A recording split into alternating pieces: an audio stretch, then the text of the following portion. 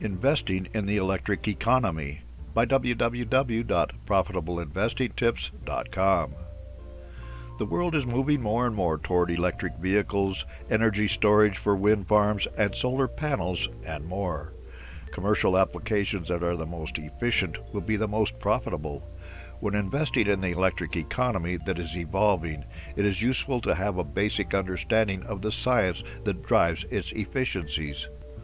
One of the new technologies in the electric economy is the silicon carbide chip, which works better than a silicon chip in power electronics. Tesla made use of this technology in its Model 3. Tesla Model 3 power converter uses silicon carbide. The best-selling electric vehicle on the planet is Tesla's Model 3. People buy this car because it has the sort of acceleration seen in muscle cars, fueled by gasoline despite being totally electric. The key is getting strong acceleration lies in a part called a traction converter.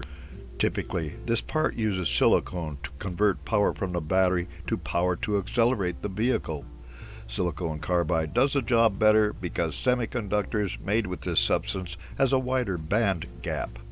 A traction converter made with this substance gives the car faster acceleration and also is lighter and less bulky. In the case of the Tesla Model 3, this led to a more streamlined vehicle. Semiconductors with wide band gaps.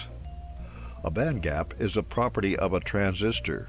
In energy electronics, the band gap is the amount of energy required to effectively turn the transistor from an insulator to a conductor. When a material has a high band gap, it can work at significantly higher temperatures and higher voltage while transmitting more electric energy.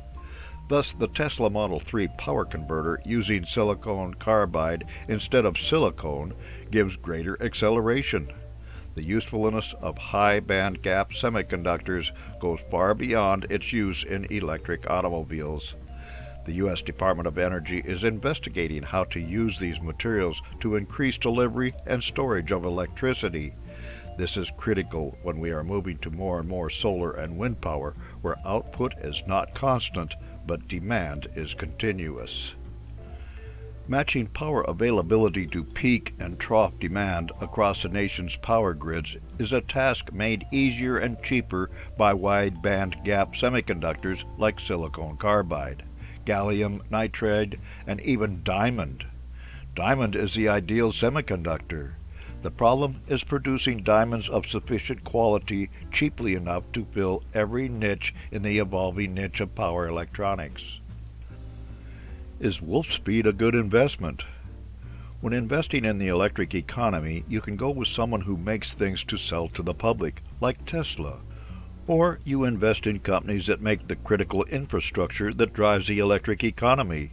We wrote about Intel and chip making in America.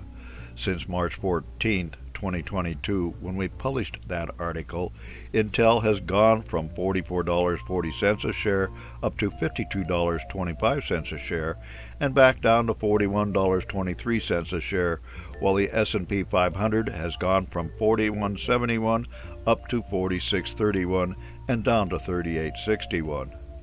Meanwhile, a producer of wide bandwidth semiconductors, Wolfspeed, has gone from $86.46 to $121.45 to $68.75.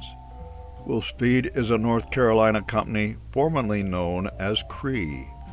At their plant in upstate New York, they make high bandwidth chips for GM and other customers.